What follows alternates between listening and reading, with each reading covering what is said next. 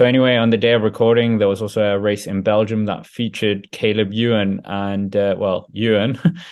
It was a bit of a scandalous finish in a way, or a controversial finish to the race. Exactly that. Today was the Grote Prijs Jean-Pierre Mozzeret, which finishes in the city of Roeselare, which has one of the best cycling museums in the world, by the way, the Course Museum. If you are in Flanders, make sure you go to that. The controversial finish to this race, it ended up in a sprint, and Caleb Ewan, well, he went early. We thought he had it. In the lunge to the line, he went shoulder to shoulder with Gerrit of Intermarché Wanty Gobert. In the final lunge to the line, well, they weren't sure who won, but the winner was announced as Caleb Ewan. The cameras were on him. They had the on-screen graphic to say that Caleb Ewan of Lotto Destiny had won the stage. They brought him into the sort of press booth to do his post-race interview where he spoke about how happy he is to win the race and so forth. After that, well, we cut to a number of sort of overhead shots to the finish, and we found out the winner wasn't Caleb Ewan. It was actually Gerrit of Intermarché, who then went on to give his winner's interview. This time it stuck. He was declared the official winner of the stage, and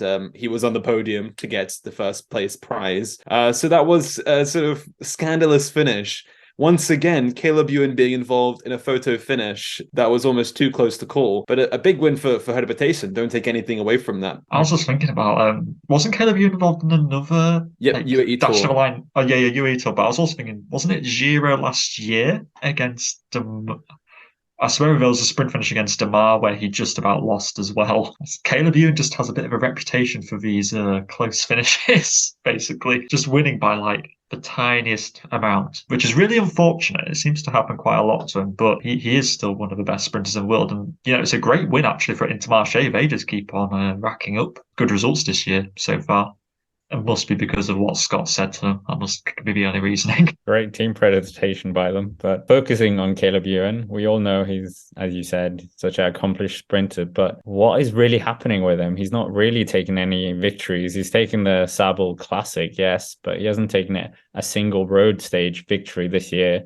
We know they've gone down to Pro Continental, but that doesn't really affect the racing for them. Yeah, now Arnaud Delis as well is becoming this huge force as well, and it's a Belgian team. Is there something wrong, or is it just early season, a bit like we saw with Mark Cavendish? He takes a few races and then he hits the ground running when he gets to the races that he's really targeting. I mean, there seems to be the second year really of Caleb Ewan feeling underwhelming. He had a lot of bad luck in 2022. He had some bad luck as well in 2021 when he crashed out on the sprint finish to Pontivy. I think that sort of began the bad luck for Caleb Ewan. And there was a lot of pressure on his back last year to gain points for this squad, and it didn't quite work in his favor. Missed out on a number of big targets in the year. And beginning this year as well, just missing that sort of top speed. He used to be this pocket rocket that was unbeatable once he got to his top speed, but now just missing that killer kick from Caleb Ewan, who was a staple at sort of the World Tour sprinting level. And I think today showed that, even though he went out, we thought he was really on sort of, he had a clear line to the finish, had a decent lead out from his squad, who have been performing well as a whole.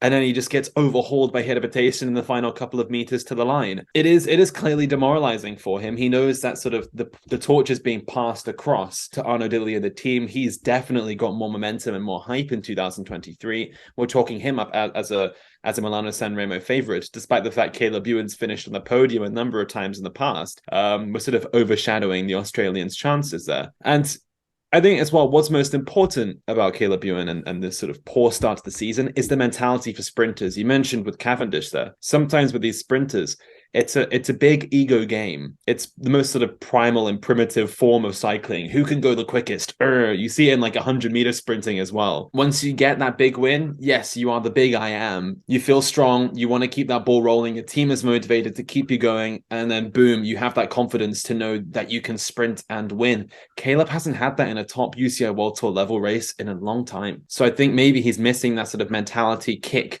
to go all the way and to regain that top level speed and to gain the prestige he's had in so many years. Don't forget, just after the COVID break, we were saying Caleb Ewan is probably the best sprinter in the world. And now he's a bit of an afterthought, even within his own team. It is strange, isn't it? Because, yeah, he did used to be just one of the absolute premier sprinters in the world. I remember back in the Mitchelton Scott days, the ridiculously low position that he had, that was always taking headlines of how close his chin was to the front wheel. It just hasn't been clicking with him the last few years. I'm not even sure if it's a thing to do with his lead out. He's never really been a rider which strictly goes, like the old days, of like HJC and stuff like that, where they're just like, we're gonna drill it, and then our sprinter's just gonna go off a lead out man, and he's just gonna win easy. Caleb's always quite a he improvises quite well as a sprinter. That's always been his kind of style. So I'm not even sure if it's really a thing to do with lead out, really. Although maybe he's perhaps like ever since like he just perhaps doesn't mix with his lead out men. I know that Lotto have really mixed in some new lead out men. They've lost some, they've gained some, and perhaps things just aren't working. I'm not really sure. But then he's worked so well with Roger Kluger in the past. He's still there. They've also thrown in Jacopo Guarnieri as well this year. Really great lead-out man for Arnaud Démare in the past. So, I mean, I don't quite get it. It's not like anything huge has changed. Like, he's still got a very similar lead-out, but he just can't seem to follow them. Look at his results from last year's Tour de France. 2 top 10s, and he finished the race. He rode all 21 days and only finished in top 10 twice. His best result being in 8th place on the stage into Sonnebord. I'm really sort of confused by this. I don't quite understand. He just hasn't been anywhere near really winning. Okay, fair enough with Tim earlier at the UAE Tour, but we haven't seen consistent and reliable Caleb Ewan. He's a guy who's won UAE Tour stages, boom, boom, boom in the past. He's reliable there, and he's missed it. Even with the Lotto Soudal team, or Lotto Destiny as they're now called, he's done well in certain races in the past, and it's just not working here. I think the last time I really saw peak sort of Caleb Ewan was 2019, where he won 3 stages of the Tour and 2 stages of the Giro. I think maybe something to do with this. I don't know if it's just this is just crazy, just whatever thinking. But he had this whole thing of he wanted to win a stage of every Grand Tour in a year. Do you remember that being a thing which he wanted to do? That's a lot of pressure. I can't remember when he first mentioned that, but it feels like ever since then things have just derailed. Or is that just me making things up in my own head?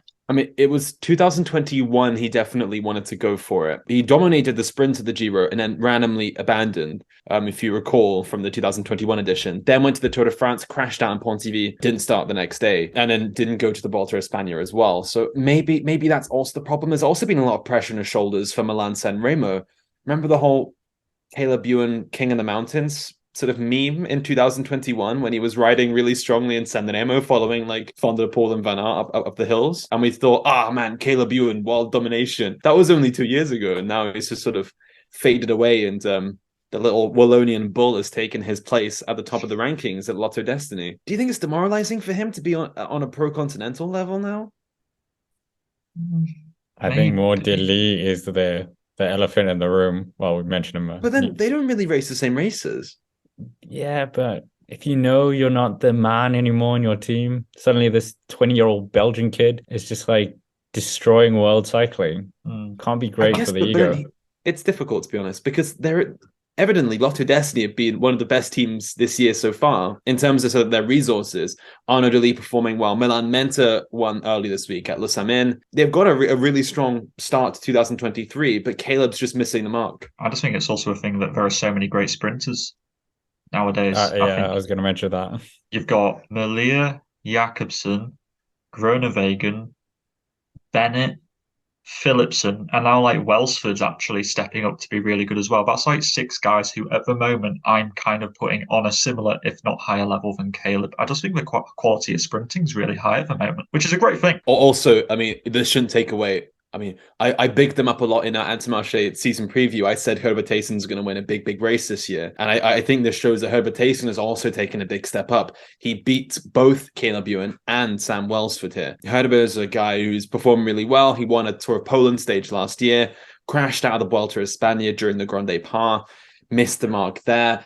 But he's got big goals for the season, and he's another one of these good Intermarché reliable sprinters who's emerging through the ranks. And it's good to see him performing at this top level as well.